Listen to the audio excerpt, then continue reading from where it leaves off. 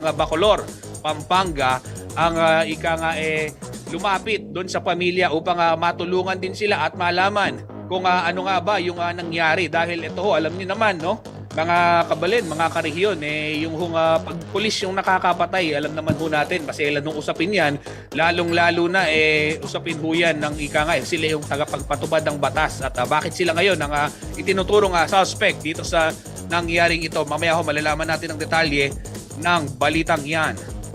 Sa iba pang balita naman, ito ho, mamaya patatalakayin din natin. Ito ho, matagal nang sinusumbong sa atin ng ating mga followers, ng ating mga karehiyon at kabalin dyan sa may Dapdap. Opo, Mabalacat City, Pampanga pa rin.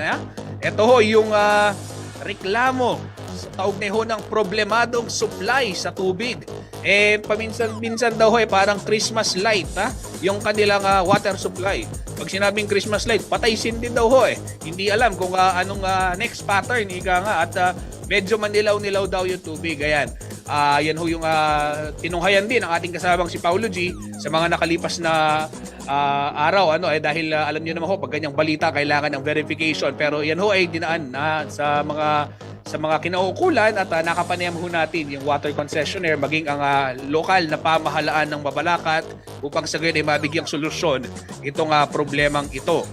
Ito naman sa siyudad ng San Fernando, nagsagawa ng isang trade fair ang Department of Trade and Industry bilang tulong, suporta doon sa mga kababayan ho nating nagnenegosyo na may kinalaman sa agrikultura. Yan ho yung agripreneurs, no? Trade fair kung saan nabigyang tulong itong mga CARP beneficiary at kabilang ho doon sa mga produkto pagkarami-rami. Ako, pinasyalan ng ating kaibigang si Rainiel Pawid ang trade fair na yan. Makikita ho natin kung kayo ho may mga gustong bilhin, nandyan ho. Diyan ho ginawa yung trade fair dito sa may siyudad San Fernando. Mamaya malalaman ho natin kung ano yung mga produkto na nakakatakam at talagang ika nga championing local pride. May pagmamalaki natin dito sa Central Luzon.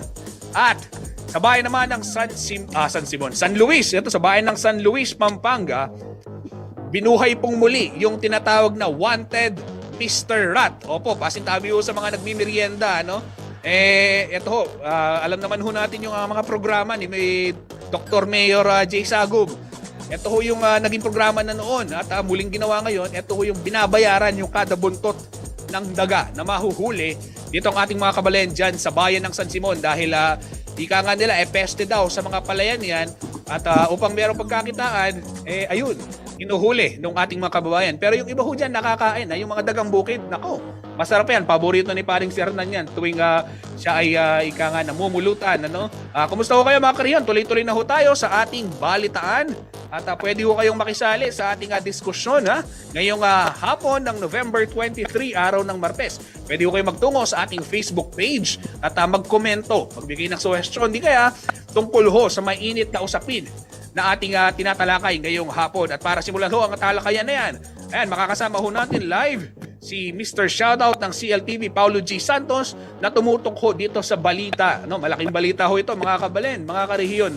Itong 19 anyos na ang sinasabi ay binugbog daw.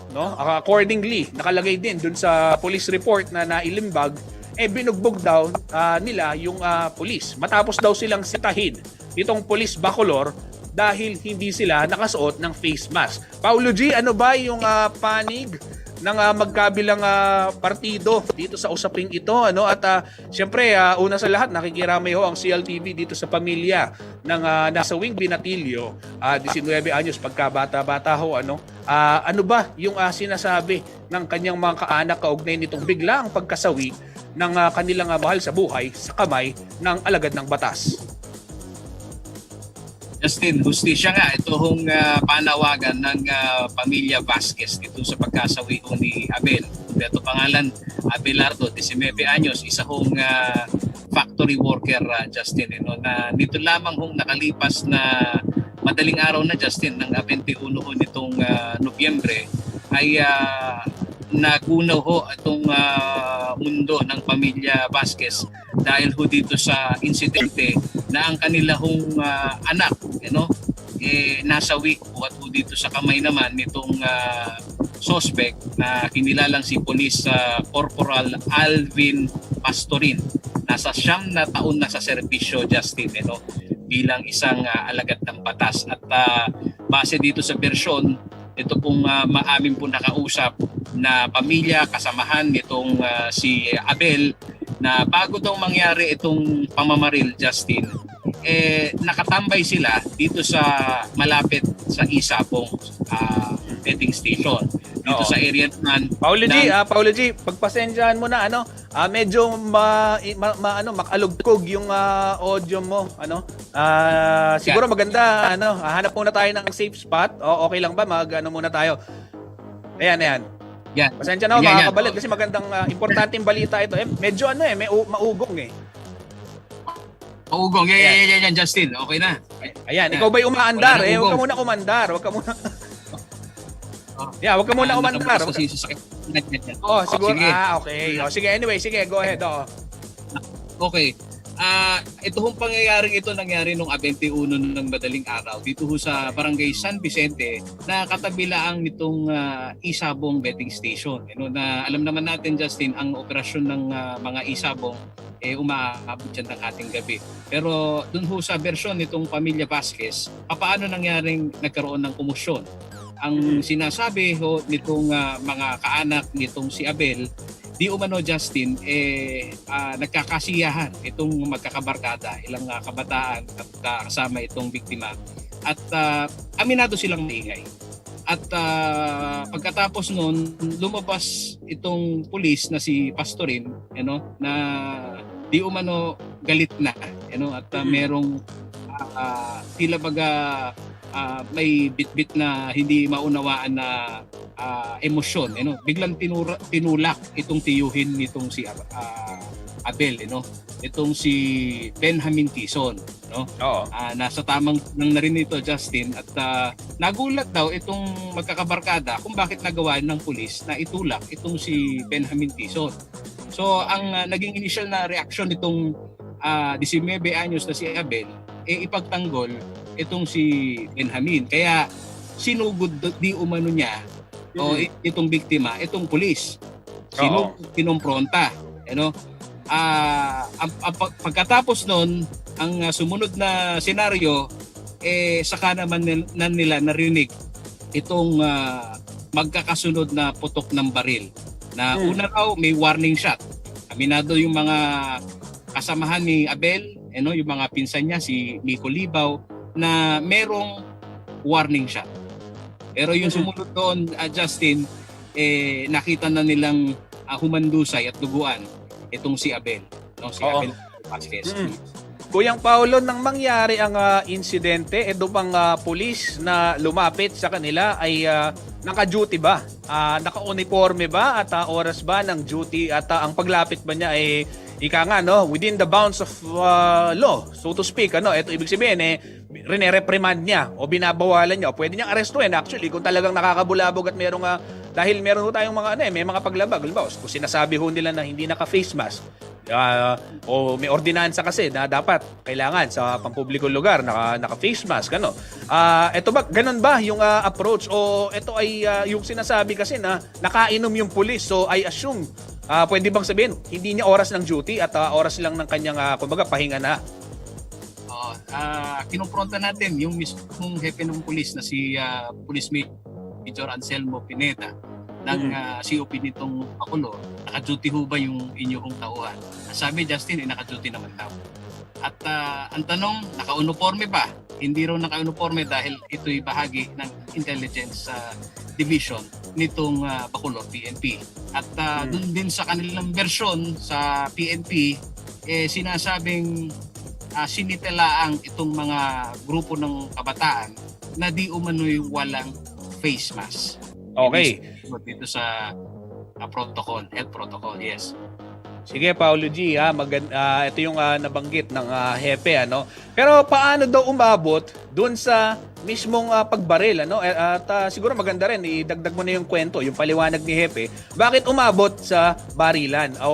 Yung pagbaril, bakit binaril? Kasi tingnan ho natin, i-flash ho natin yung larawan ng bata, si anong pangalan nito, itong ating biktima, si Abelardo.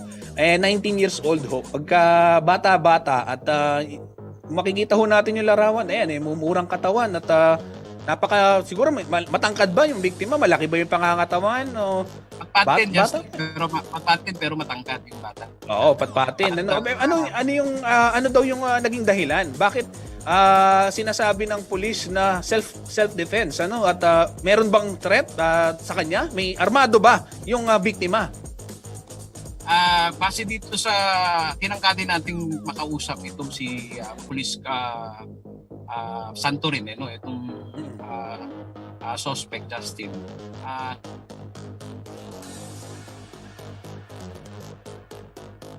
Ayan, medyo Ang bagamat limitado karoon daw ng threat sa kanyang buhay at kuyog daw yung nangyari. Justin. Kuyog. Oo. Kuyog yung nangyari at pinagtanggol lang yung kanyang sarili. Kaya niya nagawa, napaputukan itong si Abel. Pero dun sa mga... Oo, Paulo G, ito bang mga kasama ni Abel, no, yung tatlo pa na kanyang kasama nung mangyari itong insidente? Nakausap mo ba at alam ba nila na kung itong kanilang ka-confrontation police? Kasi nabanggit ng hepe, hindi naka-uniforme, pero naka-duty bilang bahagi nga ng kanilang intelligence group daw, no? But not yet we have to confirm, no? Siguro maganda makita rin yung assignment papers kung talagang tama din yung sinasabi nitong hepe para at least malinaw tayo, may black and white, no? Pero ito ba, Paulo G, alam ba nila na pulis to? Kasi ito mga kabalen, siguro naman kung halimbawa ikaw bata, nung kayo ay 19 anyos, alam mong pulis, I mean, di ba? Parang bubugbugin. Paano ba nangyari? Nagpakilala ba na pulis? May ganun bang insidente, Paulo? Yung level of awareness nitong mga nakagirian nitong pulis, Justin, kabisado nila, kilala nila itong pulis na si Corporal Alvin Pastorin. Kilala nilang pulis dahil suki daw yun doon sa mismong betting station ng Isapo. Kaya isa sa kanilang depensa din dahil alam nyo mga kaibigan, kayo pong mga taga-subaybay ng CLTV Balitaan, ito hong si Police Corporal Alvin Pastorin nakapagsampa din ng kontrademanda laban dito sa kasamahan ni Abel, si Miko Libaw. Ayan, isa sa sinampahan din yan, Justin. At itong tiyuhin din, Justin, dahil hindi nila sukat akalain na nagagawa pang gumawa ng isang senaryo itong suspect na papaano namin bubugbugin, alam naming pulis at alam naming armado. Ganyan ang panig ng pamilya. Sa kabilang banda... Paulo G, itong pulis, ito ba yung pinadala mong litrato kanina, yung may mga bugbog? Yeah, yung mga may bugbog. Depensa naman niya, Justin, talagang yung pangyayari daw, puyog. Baka pwedeng ipakita rin natin yan para makita ng mga manonood natin na ang sinasabi nga nitong pulis, siya ay kinuyog nung 4 na katao. Etong si Abel, 19 anyos, pero yung mga kasama niya, ilang taong gulang at pwede mo bang ilarawan sa amin, Kuyang Paulo, kung ano yung kanilang pangangatawan?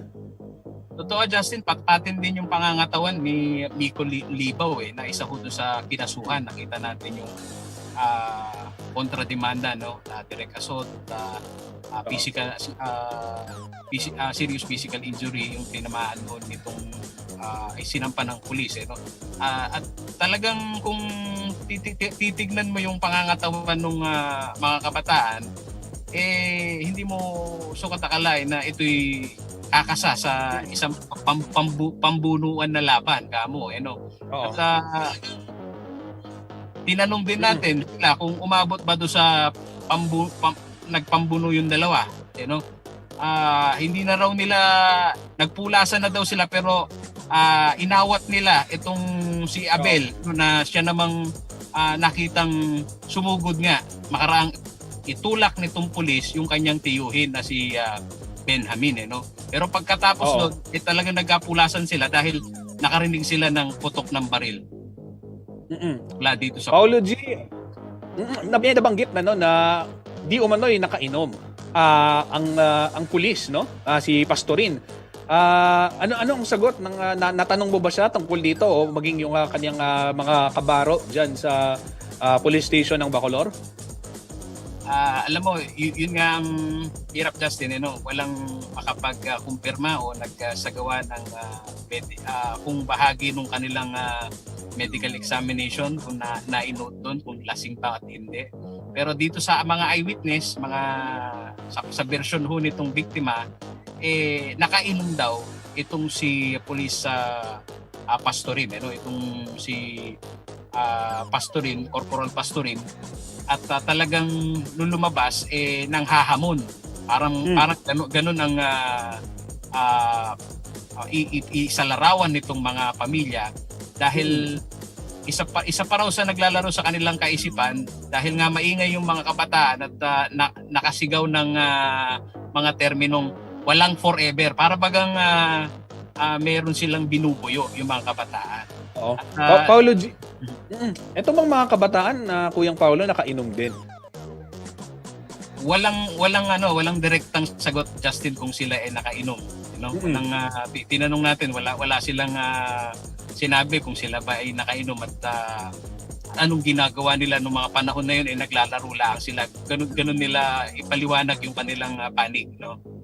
Pero yung mga rumisponde, so Kuyang Paulo, mabalik tayo dun sa mismong insidente, matapos nga makarinig ng putok nitong magkakaibigan at magkakaanak, yung kasama, yung biktima na si Abelardo, 19 years old mga kabalin, sabi mo, nagpulasan, sino ang rumisponde?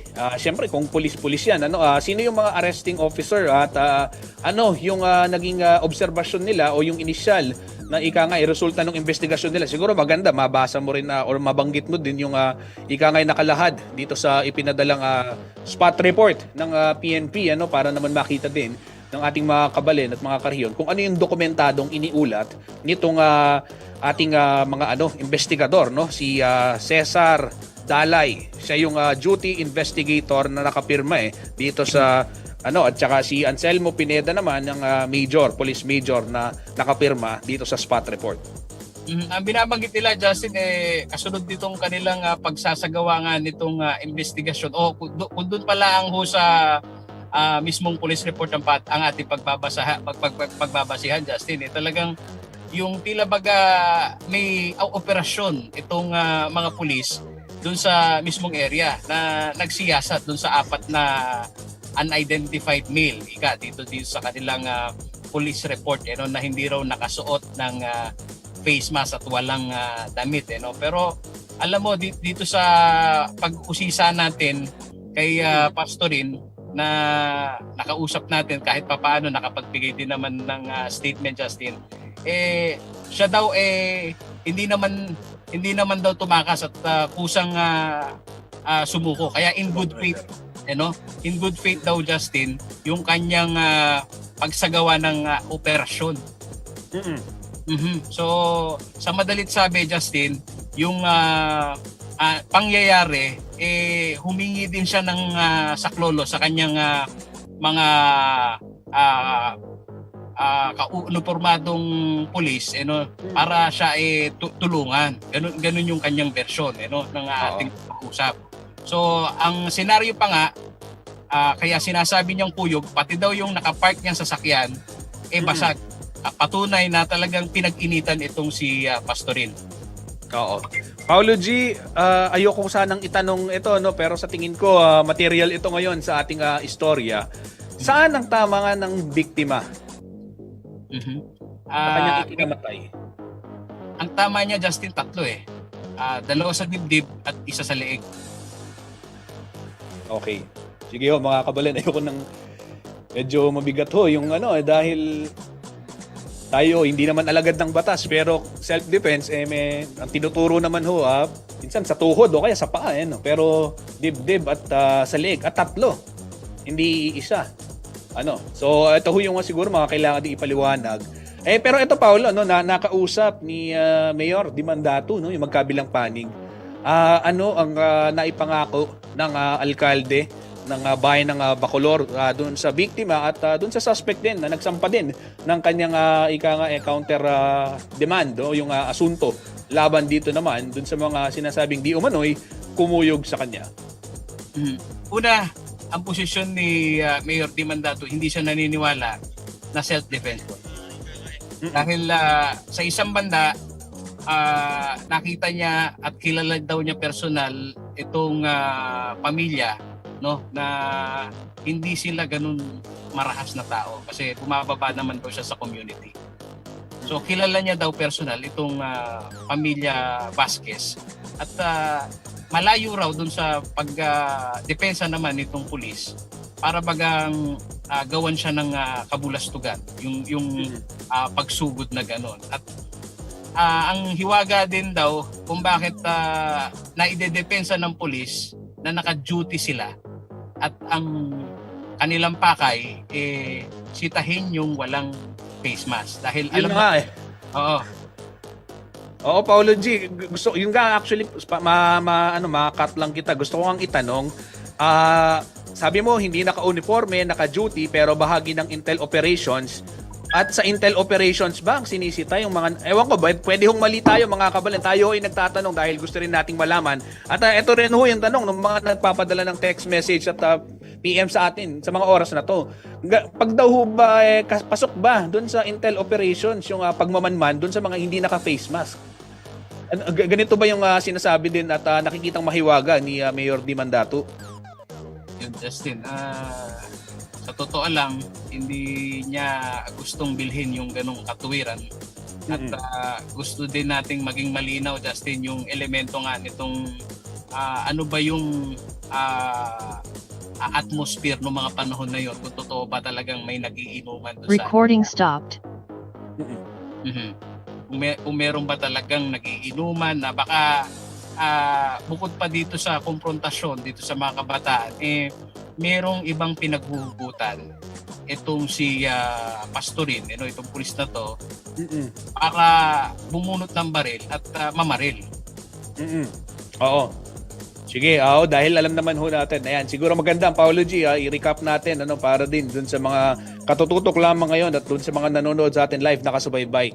So itong pinag-uusapan namin ni Kuyang Paulo, isang 19 anyos ho na binata dyan sa may bayan ng Bacolor, Pampanga, ang naging biktima ng malagim na pamamaril ng isang alagad ng batas ng isang pulis.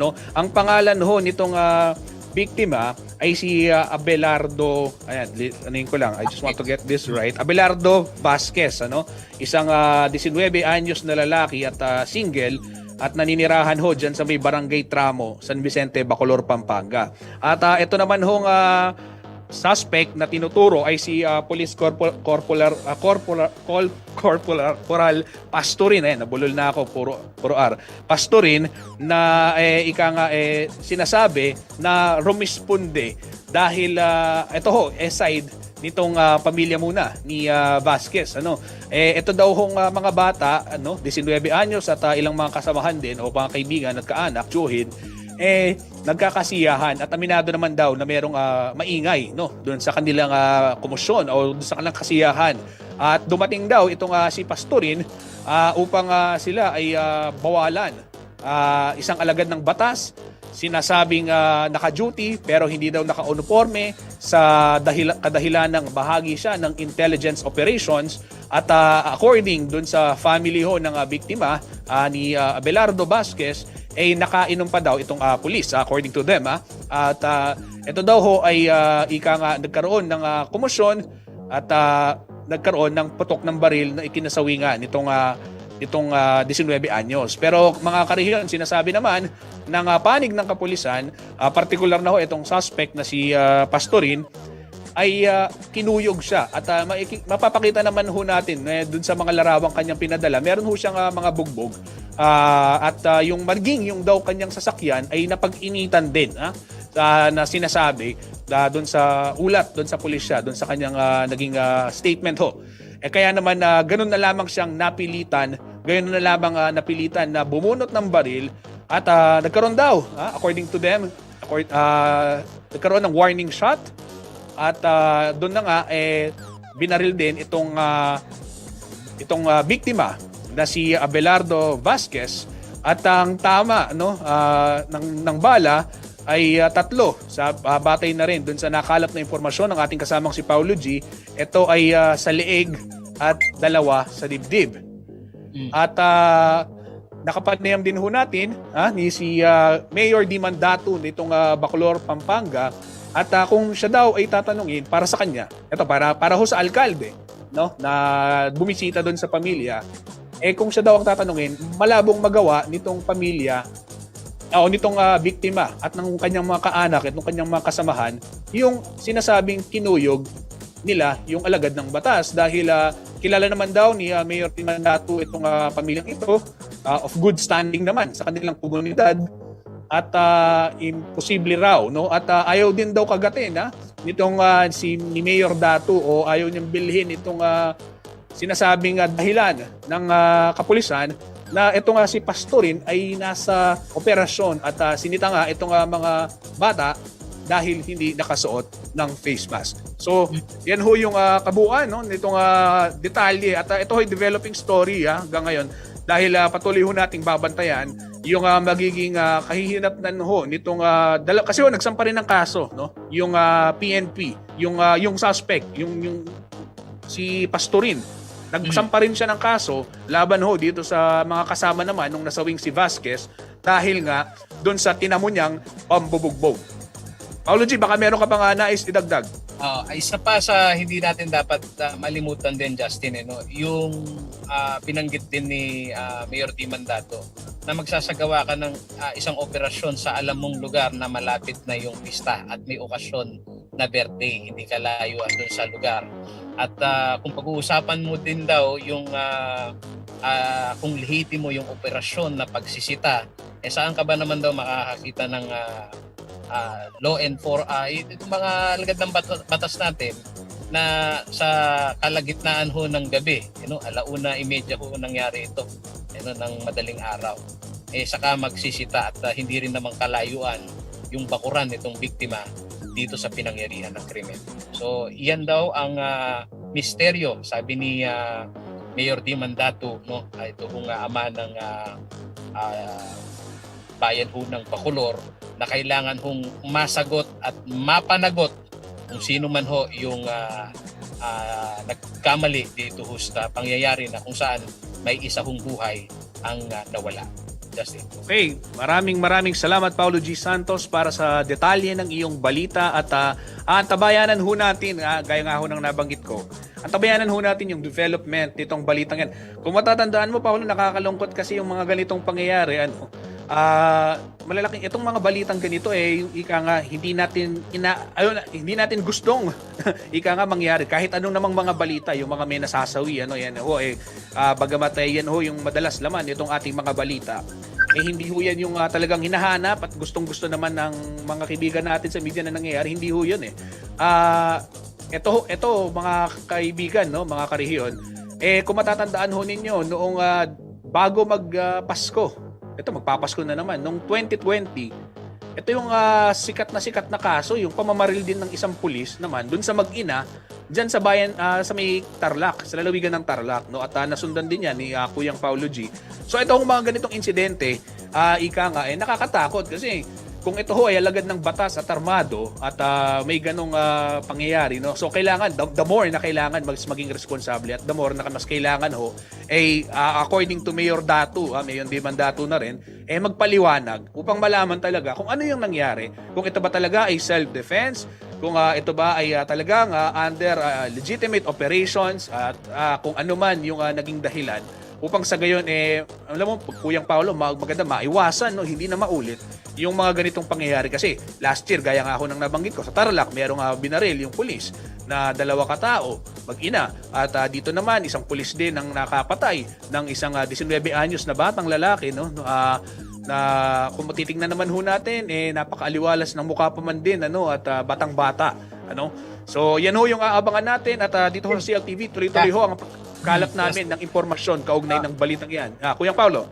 Justin, maisingit ko lang, itong development ng storya natin base daw dito sa lumalabas na autopsy report, yung binabanggit natin kanina na 3 tama ng bala ng baril, bali 2 lang yung tama. Yung isang tama sa dibdib nag-exit dito sa leeg. Yung trajectory ng bala tumama sa leeg. So paglilinaw lang natin base dito ho daw sa autopsy report, dalawa yung tama ng bala ng baril na ikinasawi naman ho ni Abel Vasquez. Okay, parehong sa dibdib, Kuyang Paulo. Ayun. O ayan, mga kariho na updated ho. Kabang kalalabas lang yata ng autopsy report at naipadala ka agad kay Kuyang Paulo G. Ayan, manatili ho kayo nakatutok dito sa CLTV para sa karagdagang update. Kaugnay ho ng balitang yan. At naway makuha din natin yung panig ng mga pinuno o yung mga hepe naman ng kapulisan. Lalong-lalo na dito sa Police Regional Office 3 dahil kamakailan lamang yung pagbisita ni General Bakay. Sinasabi niya na disiplina mga kabaro, disiplina mga kasama. Yan ho yung kanyang nais isulong daw at nakita naman ho natin din na bahagi talaga ng kampanya ng kapulisan itong ganitong pagdidisiplina doon sa mga kanilang kasama. So ito ho bukas ho ang CLTV para sa panig ho ng Philippine National Police, particular na ho yung Police Regional Office 3 kaugnay ho nitong incidenting ito at maging yung mga pamilya ng biktima. Maraming salamat Paulo G. Santos at mag-iingat ka. Ayan mga kabalen, sa pagbabalik ho ng CLTV Balitaan, pag-usapan naman natin ito hong programa sa bayan ng San Luis, Pampanga, yung panghuhuli ho ng daga at merong kapalit na premyo. Yung ganyang programa na inilunsad. Ginawa na ho dati yan at naging successful po. Balita ko, malaki din yung premyo at talagang kaya nagsipag yung ating mga kabalen dyan sa bayan ng San Luis. Yan ho ang ating tututukan at marami pang iba sa pagbabalik ng CLTV Balitaan.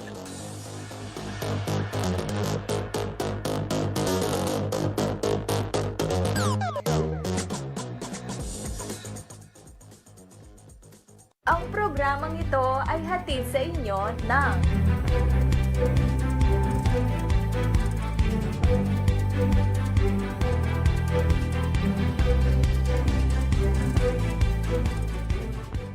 Ang programang ito ay hatid sa inyo ng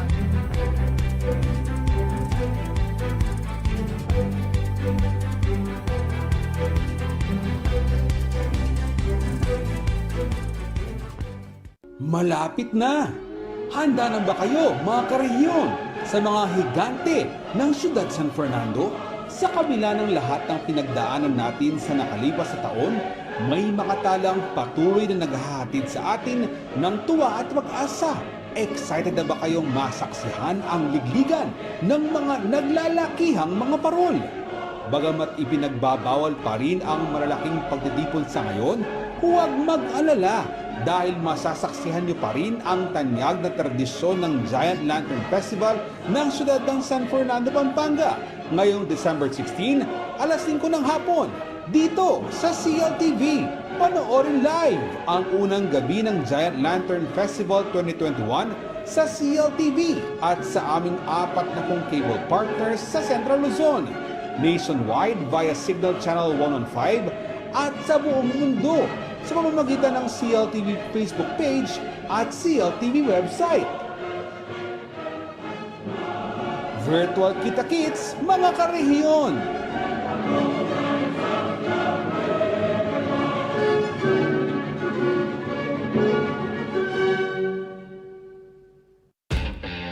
America's best-selling truck is here.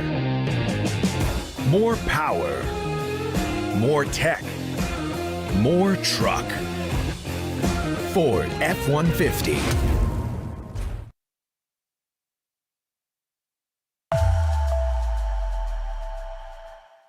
Bilang leader, dapat laging malinaw at nagsisimula ang lahat sa malinaw na paningin. Ang iBerry ay dietary supplement na may iBright Flower Extract at Bilberry Berry. Ito ang malinaw para sa akin. Mahalagang paalala, ang iBerry ay hindi gamot at hindi dapat gamitin panggamot sa anumang uri ng sakit.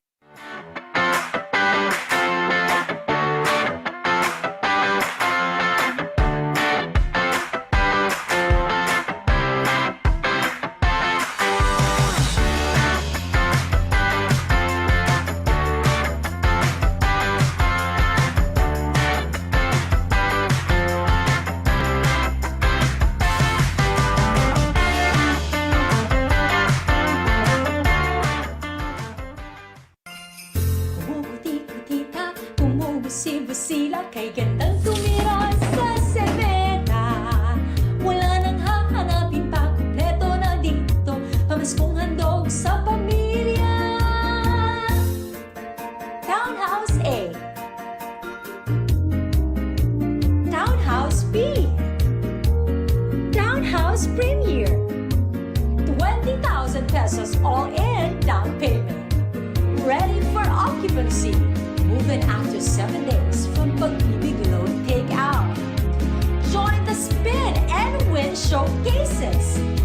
prizes and get a chance to win a brand new car on December 22, 2021. Ano pa ang hinihintay ninyo? Why rent if you can buy your dream home? In Westchester, we build homes for the Filipino family. In the Philippines, one of the first non-life insurance companies that established its head office outside Metro Manila emerged. Strength, integrity, and with a proven track record of service in the countryside. Join the journey to our third decade. Corporate Guarantee. We value our commitment.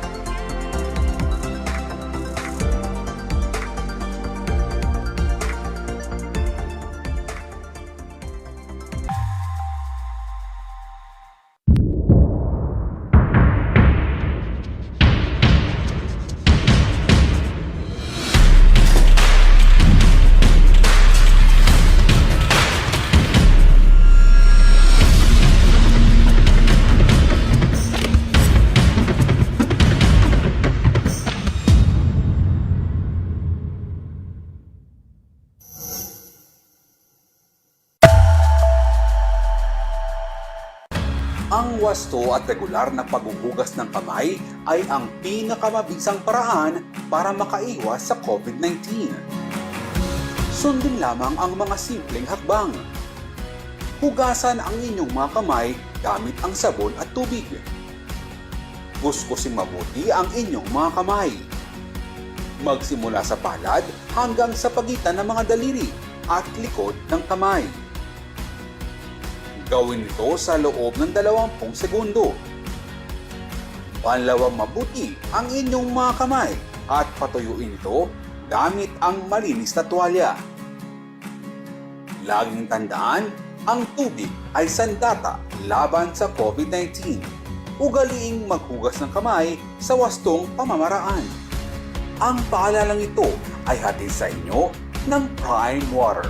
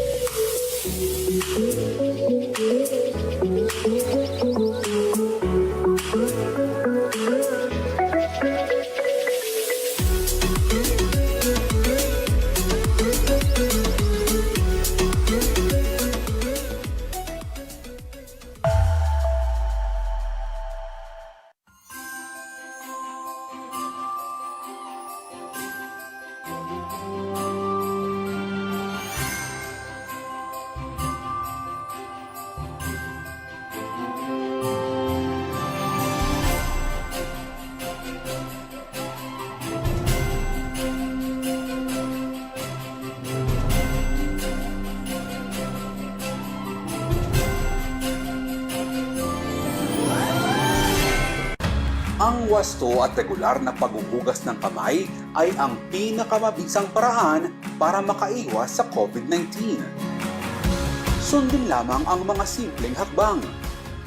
Hugasan ang inyong mga kamay gamit ang sabon at tubig.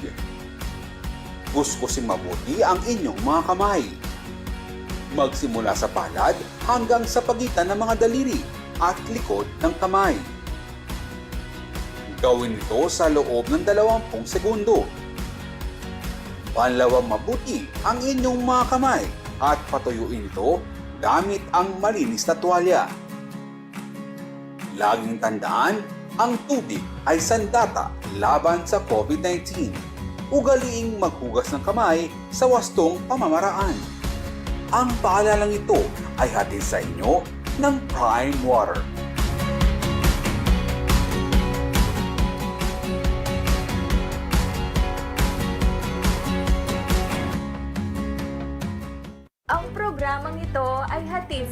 account ng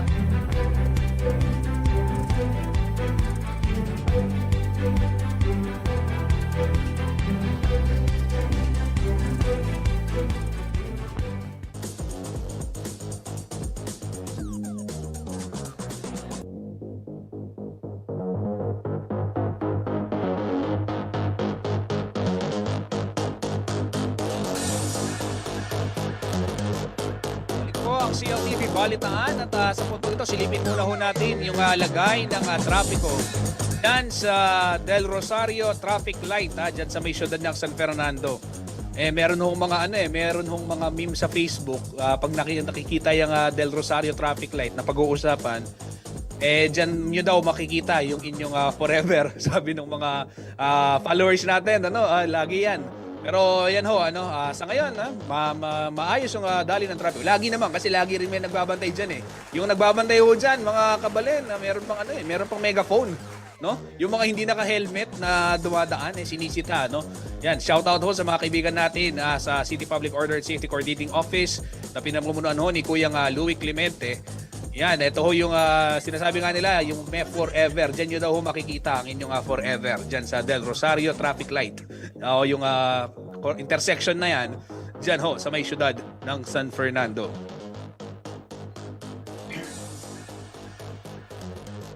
Sige mga kabalen, at tuloy-tuloy naman ho tayo sa ating balitaan. Pero bago ho natin makausap, bago natin makapanayam si kasamang Rainiel Pawid, basahin ko lang ho yung ilang komento at mensahe ng pagsuporta ng ating mga karehiyon dito sa pamilya ni Abelardo Vasquez. Ito ho yung 19-year-old na binata na nasawi matapos hong barilin ng isang di umano'y lasing. Sabi ho nung pamilya na alagad ng batas. At ito ho, sabi ho ni Zaldivar Rafi, grabe yan. Sabi naman ho ni Joyce Diamse, wala siyang karapatang pumatay. Napakawala kang puso. Yun po yung mga komento. At si Edward Lacson nanonood din habang si Eliza Oliveros naman. Aiza Oliveros, justice for him. Condolence po sa family. Ayan, maging itong CLTV Balitaan at ang CLTV ay nakikiramay ho dun sa pamilya nung nawalan. Alam niyo ho kasi yung mga ganito, kahit ano pa man siguro yung nangyari, at the end of the day, ang buhay ay buhay at mahirap po at nakakalungkot.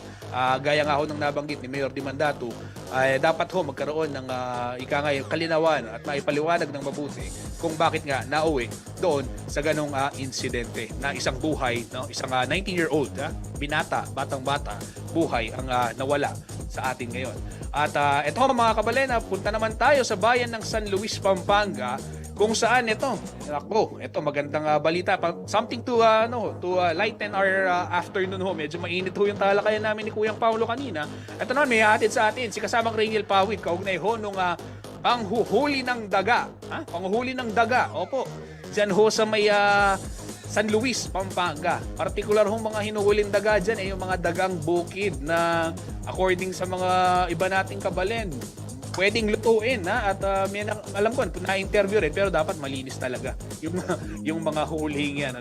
Rainiel, kumusta? At ikaw ba nakahuli ka na ng daga sa San Luis? Alam ko dati nakita ko, sinubukan mo. Ngayon ba planong ulit subukan at kumusta daw yung panghuhuli ng daga ng ating mga kabalen doon? Kasamang Justin, ini-schedule na nga natin yung pagbalik natin doon sa mga bukid para makibahagi tayo doon sa panghuhuli ng daga dahil version 2 na po itong Wanted Mr. Rat dito sa bayan ng San Luis sa Pampanga. October 2020 nang una na natin puntahan itong mga palayan dito nga sa nasabing bayan kung saan yung mga residente po sa bawat barangay ay nagkakaisa para hulihin itong mga peste ng bukid, ito nga yung mga daga. At ngayon, yung katawan nito ay kanilang iniiwan sa kanilang tahanan. Bakit? Kasamang Justin, dahil tanging yung buntot lamang yung kanilang dadalhin dito nga sa Municipal Agriculture's Office o mismo doon sa munisipyo para ipagpalit ng 10 piso kada buntot. Ngayon, kasamang Justin, nagsimula ito from November 1st hanggang November 21st. Nakaka 53,000 na po. Higit 53,000 na buntot ng daga ang mga residente. So katumbas po niyan ay kalahating milyon. Ngayon naman ay nagpondo po, pinapaalala po ng lokal na pamahalaan na nagpondo sila ng 1 milyon para nga dito sa pagkuha ng mga daga. Kasama Justin. Oo, Riel, nabanggit mo kanina no, yung buntot lang yung kanilang dinadala upang bilangin ano. Pasintabi doon sa mga kumakain kasi baka lang may lumabas na video diyan ng mga buntot dahil alam ko na-cover nga natin 'yan, napuntahan natin 'yan. Yung katawan, anong ginagawa? Linuluto? Kasamang Justin yung ilan sa ating mga kabalet, no? Ay niluluto yan, no? Bahagi na rin tayo dyan dahil sa kanilang very welcoming na kultura. Tayo yung pinatikin din na minsan na yan, no? Ng adobong daga. So, okay naman yung lasa. Lasang karne ng manok o na may pagkababoy, no? Yung lasa niyan. At ayon nga dito sa mga eksperto, kailangan pa rin dahil nga itong mga ito ay lagi nasa labas din, no? Iba-iba yung hindi natin alam na yung kinapapangambahan ng ilang mga eksperto ay yung daga sa bahay na mapunta sa bukid. Dahil nga yung ilang mga kabayan ay malapit lamang sa bukid. Pero ito nga mga magsasakay, pinapaalalahan na ilutong mabuti.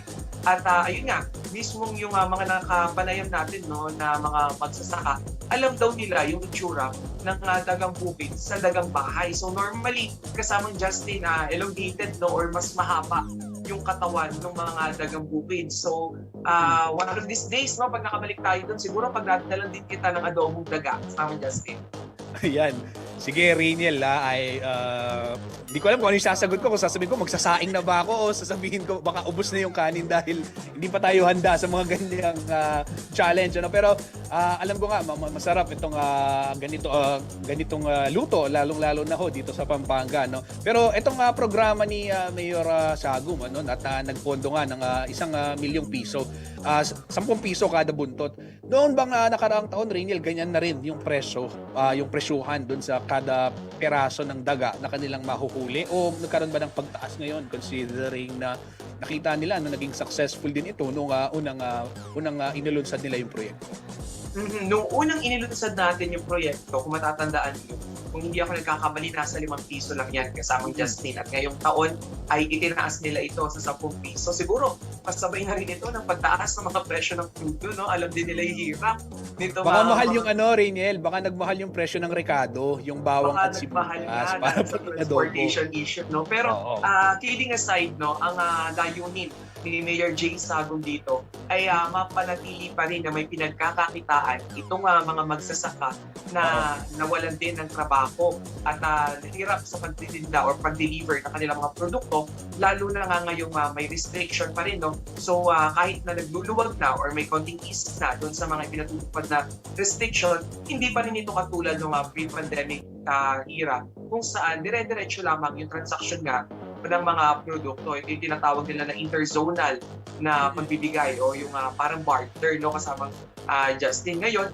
ang tinitignan pa ni Mayor Jay Sagum ay kung i-extend pa itong programa na ito dahil nga hindi lamang yung mga magsasaka, maging yung mga kabataan na nasa bahay, no, nasa paligid lamang nila yung palayan, ay nakakakuha rin ng konting pantustos sa kanilang pang-load sa data dahil nga online learning na ngayon, no?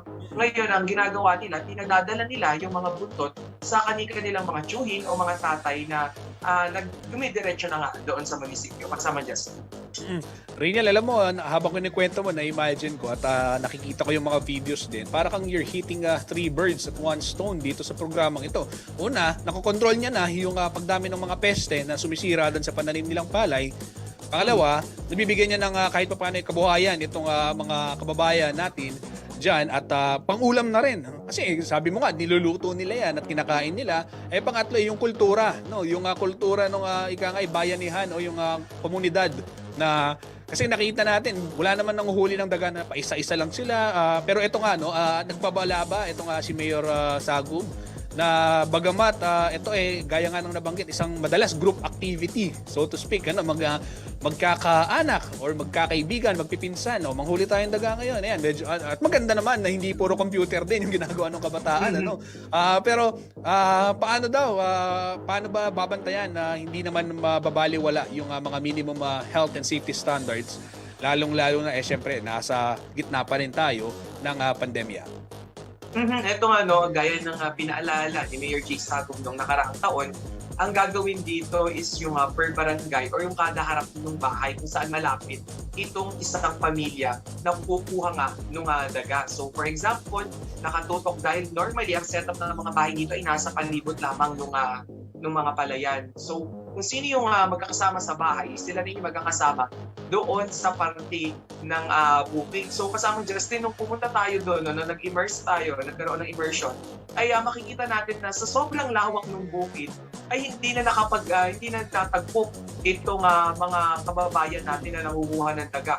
Which is, alam din nila sa sarili nila na bawal nga yung dikit-dikit, no? So, yung kung sino lang magkakasama sa isang bahay, kung noong nakaraang taon ay nakaka-face mask, ay ngayon naka-face mask pa rin sila habang nanguhuli, no? At yung iba naman, kung tandem, may mga tandem, magtatay, magtiyuhin na magkasama sa bahay, yung iba, dahil na rin sa suffocate na, no, nagkakahabol ng daga, sila ay minsan inaalis nila at tuwing papaalis na palayo doon sa bukid ay muli naman nilang ibinabalik ito nga kanilang mga face mask kasama Justin.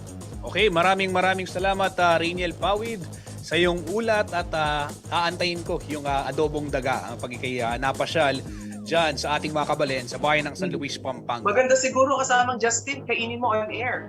Baka pwede, no? Para maipakita sa ating mga challenge ho ako mga kabalen, no? Mga kariyon on air. Tignan natin yan, depende sa pagkakaluto. Pero alam mo, masarap yung arobong maputi. Marunong ako magluto niyan. Si-share ko minsan yung recipe. Anyway, mga kabalen, tuloy-tuloy ho tayo sa ating balitaan.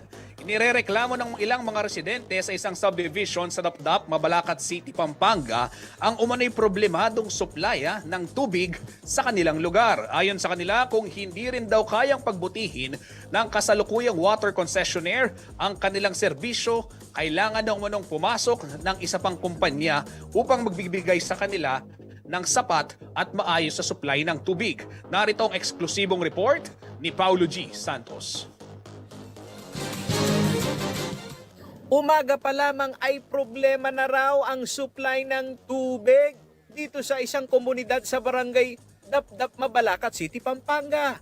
Bukod sa malamyang tulo ng tubig sa gripo, nasaksihan din ng news team ang pabigla-biglang pagkawala ng tubig na umano'y walang abiso.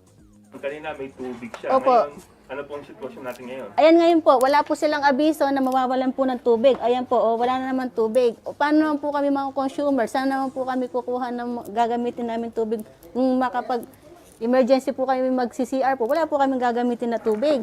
Reklamo pa ng mga residente, hindi rin daw katiwa-tiwala ang linis ng tubig dahil may kakaibang kulay ito. Kaya naman di raw nila ito ginagamit sa kanilang pagluluto. Yung problema po namin dito kasi yung pagtaas pong bigla ng tubig, yung bill, tapos ang dumi po ng tubig, yellow, tapos may mga uod po na lumalabas. Ang residenteng si Gerly Luares, nakiisa na rin sa petisyon laban sa kanilang water concessionaire dahil tila kalbaryo umano ang araw-araw nilang pagbabantay sa supply ng tubig.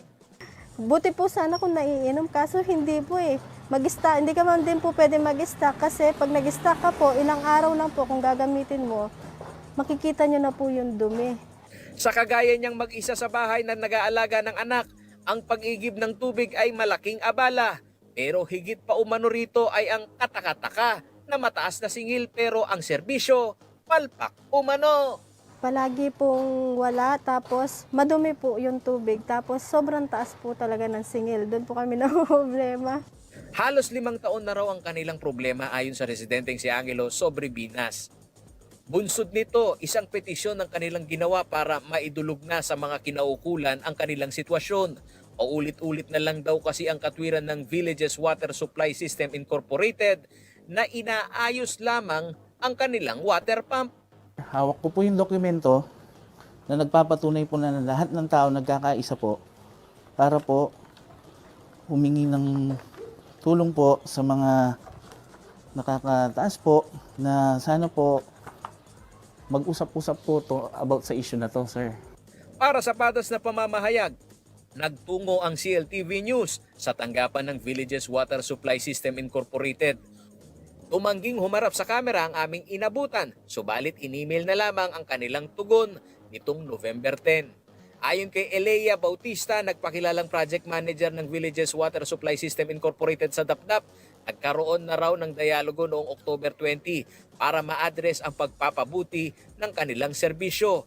Aprobado rin daw ng Water Resources Board ng Provincial Government ang kanilang permit at water rates. 164 pesos and 50 centavos ang minimum rate para sa 0 to 5 cubic meters sa isang residential area at 987 pesos naman ang minimum rate sa commercial na kumukonsumo ng 0 to 15 cubic meters. Buwan pa umano ng Setyembre ang kanilang naging abiso dito. Samantala, ayon kay Atty. Emmanuel Ignacio, City Administrator ng Mabalacat City, kailangang maidokumento ng mga residente ang kanilang hinaing laban sa Villages Water Supply System Incorporated. May karapatan din daw ang mga end consumer na pumili ng water concessionaire kung hindi kayang garantihan ng kasalukuyang concessionaire ang maayos na serbisyo. Paolo G. Santos, CLTV News. Mga kabalen, alas 4 na ho, 4:03 na to be exact at magpapaalam na ho ako. Pero banggitin ko lang, yung lungsod ho ng Angeles, bubuksan yung kanilang vaccination site para sa mga kabalen natin, hindi lang Angelenyo, maging dun sa mga nakatira sa Karatig Bayan at maglulunsad din ho ng mga yung mobile clinic sa bawat border ho nitong syudad upang sa ganun ma-welcome ho nila yung mga nais magpabakuna laban sa COVID-19 sa darating ho na November 29 hanggang December 1. Ito ho yung Vax as One program o yung tinatawag na National Vaccination Day. Yan ho yung magiging pakikilahok ng lungsod ng Angeles. Kaya sa mga nais hong magpabakuna, ito na ho yung inyong pagkakataon. At mamaya ho, bibigay po sa atin ni Jennifer Salenga ang buong detalye ng balitang yan at yung mga iba pang mga init na balita ngayong araw sa CLTV News. Mga kariyon, tuloy-tuloy po tayo sa ating balitaan at mag-follow lamang ho kayo sa aming mga social media pages. At ako'y pansamantalang magpapaalam muna. Magkita ho tayo ulit bukas, alas 3 ng hapon para sa isang oras ng mainit na balitaan. Ako ho si Justin Dizon. Maraming salamat po.